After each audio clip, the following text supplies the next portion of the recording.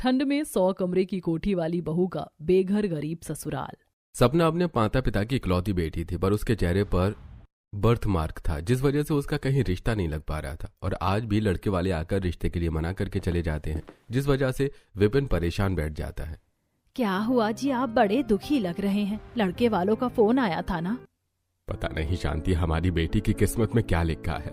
लड़के वालों ने फिर से रिश्ते के लिए मना कर दिया। कहते हैं लड़की के चेहरे पर इतना बड़ा बर्थ मार्क है, लोग देखेंगे तो हंसेंगे।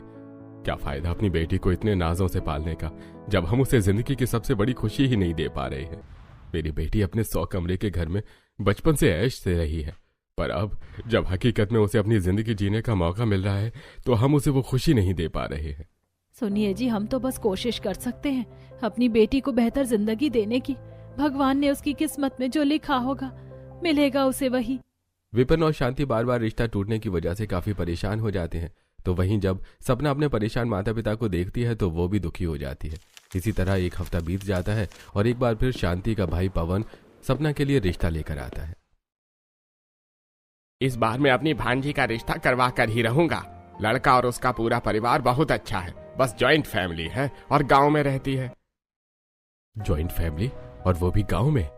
चलो ठीक है, अब तुम ये बता दो कि उनका कारोबार क्या है।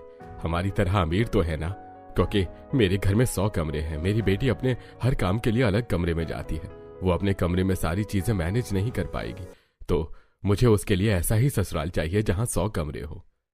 अरे जीजा जी, दरअसल लड़के वाले अच्छे लोग हैं, पर वो आप जितने अमीर नहीं हैं। पर मेरी बात का विश्वास कीजिए, लड़के वाले बहुत अच्छे हैं, आपकी बेटी खुश रहेगी। अरे देख रही हो शांति, तुम्हारा भाई तुम्हारी बेटी के लिए कैसा रिश्ता लेकर आया है। अगर तुम मेरी बेबी के सगे भाई होते ना तो मेरी बेटी के लिए ऐसा रिश्ता न लेकर आते। ऐसे जान पहचान वालों को कोई भाई बनाना छोड़ो। भैया, विपिन जी बिल्कुल सही कह रहे हैं। आखिर क्या सोचकर आप मेरी बेटी के लिए इतने गरीब घर का रिश्ता लेकर आ गए। अगर उसकी शादी नहीं हो रही तो इसका मतलब ये नहीं कि मैं अपनी बेटी को किसी गरीब घर में भेज दूं। दीदी, मैंने तो तुम्हें हमेशा अपनी ही बहन समझा था, पर अगर आप लोगों को ये रिश्ता नहीं पसंद तो कोई बात नहीं। मेरे पास फिर कभी कोई अच्छा रिश्ता आया तो जरूर बताऊंगा। मैं तो बस ये कह रहा था कि आपकी बेटी इस घर में खुश रहती। वैसे भी इंसान को धन दौलत नहीं, बेटी की खुशी देखनी चाहिए। और ये तो अपनी बेटी है, इसका नसीब है कि मायका 100 कमरे का और ससुराल 2 कमरे का है। पर क्या पता आप लोग अगर उसकी अमीर घर में शादी कर दो और उसके बाद वो गरीब हो गई तो कल किसने देखा है। लड़के की फोटो वहीं रखकर पवन वहां से चला जाता है, पर सपना उनकी बातें सुन लेती है। देखते ही देखते एक हफ्ता बीत जाता है और एक दिन शांति की पड़ोसन उनके घर आती है। शांति बहन, क्या हुआ? तुम्हारी बेटी का रिश्ता कहीं लगाया नहीं? पता नहीं बहन, मेरी बेटी की किस्मत में क्या लिखा है। वैसे मैंने देखा था उस दिन तुम्हारे भाई को कोई रिश्ता लेकर आया था। बेचारा, क्या हुआ? तुमने मना क्यों कर दिया? वैसे ही तुम्हारी बेटी की शादी नहीं हो पा रही है और जो रिश्ता आ रहा है उसके लिए भी तुम मना कर रही हो। शोभा बहन, माना कि उसके मुंह पर बर्थमार्क है जिस वजह से उसकी शादी नहीं हो रही, पर इसका मतलब ये तो नहीं कि मैं अपनी बेटी की शादी किसी गरीब घर में कर दूं। मुझे अपनी बेटी की खुशियां भी देखनी है।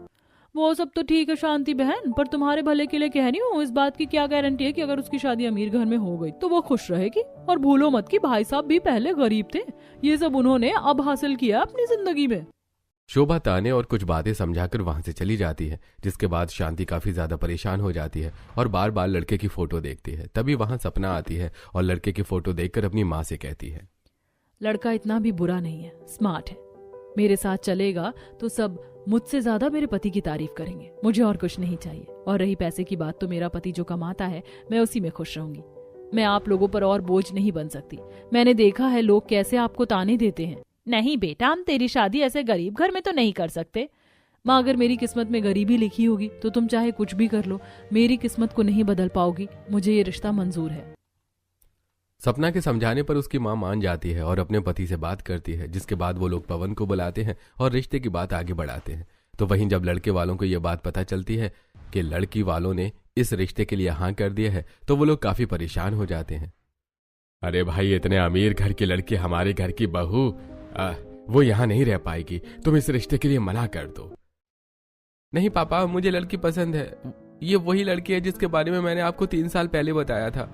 हम दोनों कॉलेज में एक साथ पढ़ते थे। मैं तो सपना को पसंद भी करता हूँ, बस कभी अपने दिल की बात नहीं बोल पाया।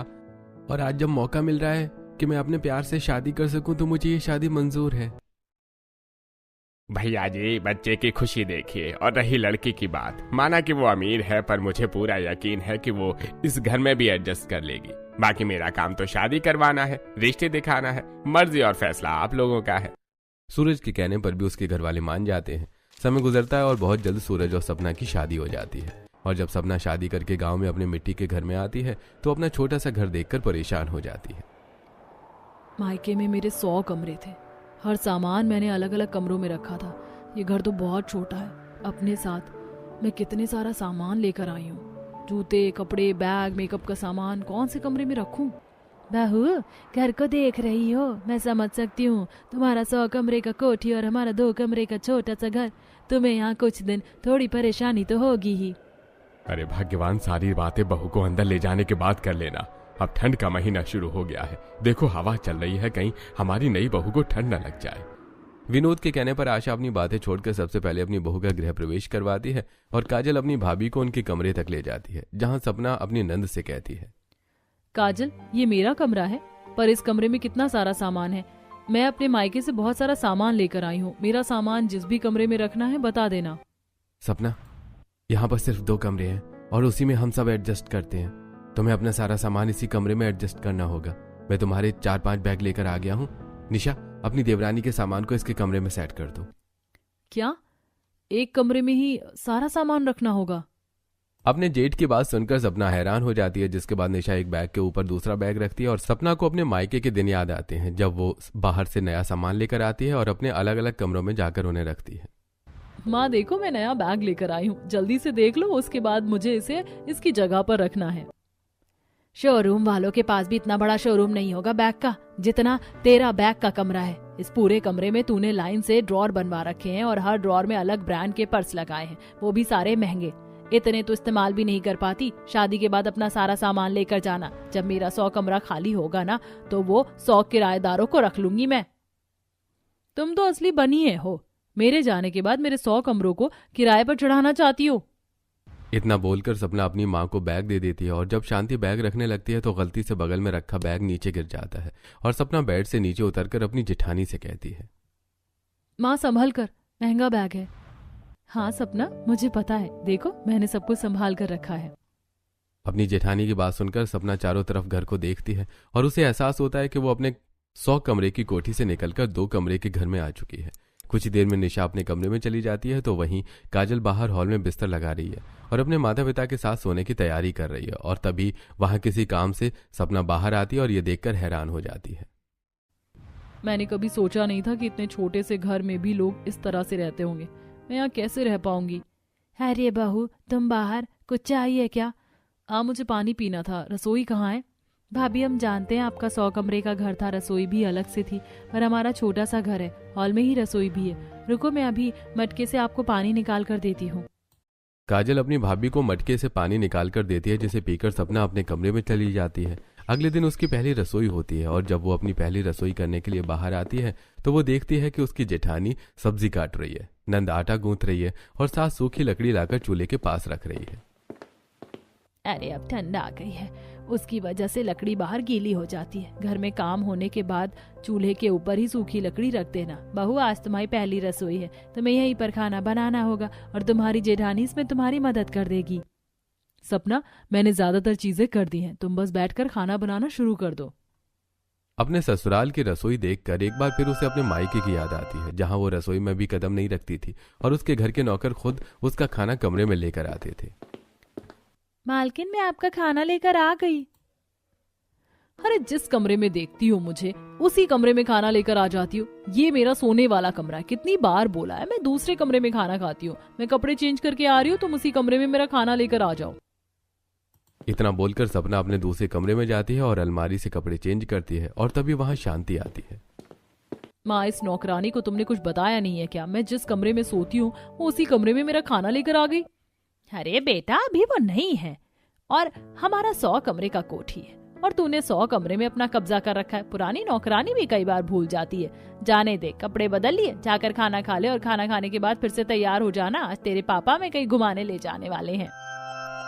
अपने मायके के दिन को याद करके सपना खाना बनाने के लिए बैठती है और उस पर मिट्टी का चूल्हा नहीं जलता, जो देखकर आशा अपने बेटे से कहती है, देख ले, तेरी वजह से एक अमीर घर की लड़की को अपने गरीब ससुराल में आकर कैसे काम करना पड़ रहा है। बेचारी का 100 कमरे की कोठी था और यहाँ 2 कमरे के मकान में एडजस्ट कर रही है। उनके घर में शानदार रसोई होगी पर यहाँ मिट्टी के चूल्हे पर खाना बनाने की कोशिश कर रही है। पर मैं सपना को बहुत पसंद करता हूँ, बड़ी मुश्किल से उसे पा पाया हूँ। और आप ही तो कहती थी कि जोड़ी ऊपर से बनकर आती है। शायद हमारी जोड़ी लिखी थी, इसलिए तो आज हम साथ में हैं। भाभी, पूरा धुआं हो गया, आपकी आंखों से आंसू भी बहुत आ रहे। आप रहने दो, मैं चूल्हा जला देती हूँ। आशा अपने बेटे की किसी भी बात का जवाब नहीं दे पाती, तो वहीं धीरे धीरे सपना भी अपने ससुराल में घुलने मिलने की कोशिश करती है और घर के कामों में अपनी जेठानी नंद का हाथ बटाती है। पानी कितना ठंडा हो गया है, धीरे धीरे ठंड बढ़ती जा रही है। अब तो ठंडे पानी से काम भी नहीं हो पाता। हाँ सपना, पर क्या कर सकते हैं, हम गरीब इसी तरह ठंडे पानी से ही काम करते हैं। मैं समझ सकती हूँ, तुम तो अमीर हो, तुम तो गर्म पानी से काम करती होगी ना। दीदी, मेरे घर में बहुत सारे नौकर हैं, वो काम करते थे। काम तो मैं यहाँ पर करना सीख रही हूँ। सही कहा भाभी ने। निशा भाभी, लगता है आपकी देवरानी अमीर मायके से हैं और ऐसे घर से हैं जिनके घर में 100 कमरे थे। 100 कमरे का मकान होने के बाद भी सपना अपने ससुराल वालों के साथ अच्छे से पेश आती है। समय गुजरता है और एक दिन कुछ सरकारी कर्मचारी उनके गांव आते हैं और बाउंड्री से घिरी जमीन के आसपास वाले घरों पर सफेद निशान लगाते हैं, जिसे देखकर सभी गांव वाले परेशान हो जाते हैं और जमा होकर कहते हैं, अरे भैया, तुम लोग कौन हो और हमारे घर पर ये निशान कैसा लगाया तुमने? माताजी, परेशान मत होइए, आपका घर सरकारी जमीन के पास है इसलिए निशान लगाया है। अगले हफ्ते से यहाँ पर कंस्ट्रक्शन का काम शुरू है, तो आप सभी को आज नोटिस दिया जाएगा, 1 हफ्ते के अंदर घर खाली करने का। क्या घर खाली करने का? भैया, सर्दी आ रही है, सर्दी में हम गरीब लोग कहाँ जाएंगे? अब आप लोग हमें इस तरह बेघर नहीं कर सकते, जमीन हमारी है। माताजी डरिए मत, आपकी जमीन कोई नहीं ले रहा है। गवर्नमेंट ने जितनी जमीन थी उन्होंने अपनी जमीन को घेर रखा है। यहाँ पर तो बस सरकारी अस्पताल और कॉलेज बनने वाला है। 1 महीने काम चलेगा, बस 1 महीने की बात है। जब एक बार नींव डल जाए और काम शुरू हो जाए, उसके बाद आप सब अपने घर वापस आ सकते हैं। तब तक आप किसी किराए के मकान पर या किसी रिश्तेदार के घर पे चले जाइएगा, वरना हर वक्त यहाँ काम होगा तो आप लोगों को ही परेशानी होगी। कुछ दिन में सरकारी कर्मचारी सभी को उनके घर में नोटिस देकर चले जाते हैं, जिसके बाद रात को पूरा परिवार ठंड में खाना खाते हुए कांप रहा होता है। और तभी आशा सबसे कहती है, एक तो ठंड बढ़ती जा रही है, अब रात को भी ठंडी लगती है। बताओ, खाना बनाते हुए इतनी ठंड लगने लगी है कि हम सब कांप रहे हैं। ऊपर से सरकारी कर्मचारी 1 हफ्ते का नोटिस देकर चले गए घर खाली करने का। अरे आशा, 1 महीने की ही तो बात है। मैं अपने किसी दोस्त से बात कर लेता हूँ। खाना खाकर अब विनोद अपने कुछ दोस्त और रिश्तेदारों को फोन करता है और सभी लोग उसकी मदद करने से मना कर देते हैं। अरे भैया, आप तो जानते हैं ना कि मैं कभी भी आपकी मदद करने से पीछे नहीं हटा, पर हमारा तो खुद छोटा सा घर है और आपका परिवार इतना बड़ा है, और 1 महीना कुछ कम नहीं होता। अगर 1 रात आप लोग मेरे घर रुकना चाहते हैं तो आ सकते हैं। अरे नहीं नहीं नहीं छोटे, 1 रात की बात नहीं है, 1 महीने की बात है। कोई बात नहीं, मैं कुछ और देखता हूँ। इतना बोलकर विनोद फोन रख देता है, जिसके बाद सपना अपने परिवार से बोलती है, पापा जी, आप परेशान मत होइए, मेरे मायके में 100 कमरे हैं। हम सब अपना सारा सामान लेकर 1 महीने के लिए मेरे मायके चलते हैं। सामान रखने की भी चिंता नहीं होगी और सब अपने लिए एक पर्सनल रूम ले लेना। नहीं सपना, हम तुम्हारे मायके नहीं जा सकते। अगर हम तुम्हारे मायके गए तो लोग क्या कहेंगे? सूरज बिल्कुल ठीक कह रहा है, अगर हमें तुम्हारे मायके जाना होता तो क्या हम निशा के घर नहीं चले जाते? सपना के कहने पर भी उसके ससुराल वाले मना कर देते हैं, जिसके बाद वो जाकर उदास बैठ जाती है और फिर से अपने मायके के घर को याद करती है। पापा, मुझे अपने कमरे का हुलिया बदलना। चलो मैं आपको अपने बाकी के भी कमरे दिखाती हूँ, उनकी हालत भी कितनी खराब हो रही है। आप मेरे लिए लड़का देख रहे हैं, पर क्या आपने मेरे कमरे की हालत देखी है? शादी के बाद जब मैं अपने मायके आऊंगी तो क्या अपने ससुराल वालों को या अपने पति को अपना ऐसा कमरा दिखाऊंगी? इतना बोलकर सपना अपने पिता का हाथ पकड़कर उन्हें दूसरे कमरे में ले जाती है और एक एक करके 100 कमरों को दिखाती है। कहना तो तेरा बिल्कुल सही है, तेरे सैंडल वाले कमरे में तो अब थोड़ी सी भी जगह नहीं बची कि तू सैंडल रख सके। पर बेटा, तुझे नहीं लगता कि घर का रेनोवेट करने से पहले तुझे अपनी कुछ पुरानी सैंडल को डिस्कार्ड कर देना चाहिए? सपना ये सब सोच रही होती है कि तभी निशा और काजल बाहर आते हैं। क्या हुआ, तुम बाहर बैठी हो? बाहर इतनी ज्यादा ठंड हो रही है। भाभी आप चलो, मैं आपको घुमा कर लाती हूँ। इतना बोलकर काजल और निशा सपना को बाहर घूमने के लिए ले जाते हैं, जहाँ सपना की नजर एक अजीब सी मिट्टी के गुफा जैसे घर पर पड़ती है और वो बोलती है, काजल, ये कैसा अजीब सा गुफा जैसा घर बना रखा है, यहाँ कौन रहता होगा? भाभी, ये गांव के कुछ लोगों ने मिलकर घर बनाया है, जैसा शहरों में बारात घर होता है ना, उसी की तरह। पर गांव वालों के पास इतने पैसे नहीं थे, तो उन्होंने पास की लकड़ियों से और मिट्टी का इस्तेमाल करके इसे बनाया है। अगर सर्दियों में किसी गरीब की बेटी की शादी होती है और उनके पास मेहमानों के रुकने का इंतजाम नहीं होता, तो वो लोग यहीं पर अपने मेहमानों को रुकवाते हैं। ठंड बढ़ती जा रही है, हम लोगों को घर चलना चाहिए। धीरे धीरे रात हो रही थी और रात होने के साथ तेज हवा और थोड़ा अंधेरा बढ़ रहा था, जिस वजह से ठंड और ज्यादा लगती है। कुछ देर में सपना अपनी जेठानी और नंद के साथ घर आती है, जहां वो एक परिवार को अपना घर खाली करता हुआ देखती है। तो वहीं आशा अपनी पड़ोसी से कहती है, बहन, तुम्हें रहने का ठिकाना मिल गया क्या? तुम तो सारे सामान और अपने परिवार के साथ जा रही हो। बहन, अभी के समय में कोई रिश्तेदार और दोस्त अपना नहीं होता, इसीलिए हमने तो बाजार में किराए पर एक कमरे का घर देख लिया है। 1 महीने की तो बस बात है, ठंड वैसे भी बढ़ रही है। हम तो अपने घर की मरम्मत करवाने वाले थे, पर अब सोच रहे हैं अगले साल करवाएंगे, क्योंकि बाजार में किराए पर घर बहुत महंगा मिल रहा है। हमारा महीने का किराया 6,000 है। क्या 6,000? वो भी एक कमरे का? अरे तुम तो सिर्फ 3 लोग हो, मेरी फैमिली में तो तुमसे दुगने तिगने लोग हैं। हमारे घर का कितना लगेगा? वही तो बहन, पर मेरा तो बेटा कमाता है और तुम्हारे दोनों बेटे कुछ खास कमाते भी नहीं हैं, और ऊपर से इतनी बड़ी फैमिली है। तुम्हारा तो कम से कम 12 से 15,000 रुपए किराया जाएगा। अच्छा, अब मैं चलती हूँ, गाड़ी खड़ी है। इतना बोलकर सीता अपने घर के सामान और परिवार के साथ चली जाती है। कुछ देर में आशा अपने पूरे परिवार के साथ घर में जाती है। देखते ही देखते रात हो जाती है और सभी सोने की तैयारी करते हैं। माँ, हमें अभी तक घर नहीं मिला, हम कहाँ जाएंगे? अगर इस ठंड में हम बेघर हो गए तो कैसे अपना गुजारा करेंगे? इसलिए मैं सोच रहा था कि क्यों ना हम लोग सपना के मायके। सूरज, ये कैसी बात कर रहा है? अभी 2 दिन है हमारे पास, हम कोई ना कोई इंतजाम कर लेंगे। जैसे जैसे दिन नजदीक आ रहे थे, घर वालों की परेशानी भी बढ़ती जा रही थी। देखते ही देखते 2 दिन भी बीत जाते हैं और पूरा परिवार अपना सामान पैक करते हुए घर से निकलता है। मेरे 5 बैग थे, 2 ही हैं, 3 अभी घर में है। माँ जी, अभी मौका है, मेरे मायके चलते हैं। देखिए ना, ठंड बढ़ती जा रही है, नवंबर का महीना है, अगले हफ्ते से दिसंबर शुरू हो जाएगा, और आप तो जानती हैं दिसंबर और जनवरी में कितनी ज्यादा ठंड होती है। अरे सर छुपाने के लिए अब कुछ नहीं है बहू, तुम अपने माता पिता से बात कर लो। विनोद के कहने पर सपना अपनी माँ को फोन करती है, जिसके बाद उसे पता चलता है कि बिजनेस के सिलसिले में उसके माता पिता 6 महीने के लिए आउट ऑफ कंट्री गए हैं और घर पर ताला लगा है। पापा जी, माँ पापा तो घर पर नहीं है, पर कोई बात नहीं, हम फिर भी चलते हैं। मैं डुप्लीकेट चाबी बनवा दूंगी। नहीं पापा, मेरा दिल नहीं मान रहा। अगर इस बारे में सपना के रिश्तेदार या हमारे गांव वालों को पता चला तो हमारा जीना हराम कर देंगे। आप तो जानते हैं ना इस गांव के लोगों की सोच कितनी छोटी है। तो क्या हम ठंड में ऐसे ही खुले आसमान के नीचे खड़े रहें? नहीं, हम इस खुले आसमान के नीचे ठंड में नहीं रह सकते, और हमारे पास सर छुपाने के लिए जगह नहीं है। माँ जी, क्यों ना हम इस घर में जाएं जिसे मिलकर गांव वालों ने अपने हाथों से बनाया है। वो घर इतना तो बड़ा है ही कि हम सब 1 महीने उसमें गुजारा कर सके। हाँ, निशा बिल्कुल सही कह रही है। 1 महीने की तो बात है, और अभी हमारे गाँव में किसी की शादी भी नहीं है। जो किसी के मेहमान वहाँ जाकर रुके, वो खाली पड़ा है। सभी को निशा का आइडिया पसंद आता है और वो लोग घर से अपना सारा सामान लेकर जंगल के रास्ते जाते हैं, जहां हाईवे के किनारे में मिट्टी से बने गुफा जैसे घर में जाते हैं। और जब सपना उस घर में पैर रखती है तो उसे काफी ज्यादा ठंड लगती है, क्योंकि वो छोटा सा घर मिट्टी का बना था, इसलिए उसमें ठंड भी ज्यादा होती है। यहाँ तो खिड़की दरवाजे भी नहीं जिसे बंद कर लें, और ये मिट्टी भी कितनी ठंडी है। हम इस पर कैसे सो पाएंगे? इससे तो अच्छा हमारा पुराना मिट्टी से बना घर था। पंकज जी, मुझे चक्कर आ रहे हैं। हे भगवान जी, तू मेरे साथ क्या कर रहा है? पहले हम इस ठंड में बेघर हो गए और इतनी मुश्किल से है सर छुपाने की जगह मिली, तो यहाँ इतनी ठंड है कि मेरी बहू पैर तक नहीं रख पा रही और दूसरी बहू बीमार पड़ गई। भाभी, आप इधर लेट जाओ, मैंने बिस्तर लगा दिया है। सपना, तुम भी बिस्तर पर बैठ जाओ। भैया, आपको याद है ना, आपने और मैंने मिलकर अंगीठी बनाई थी, उसे जलाकर घर के अंदर रख देते हैं, इससे यह घर गर्म हो जाएगा। ठीक है, ये मिट्टी का बना है, और खिड़की दरवाजे पर पर्दा लगा देते हैं जिससे हवा अंदर नहीं आ सके।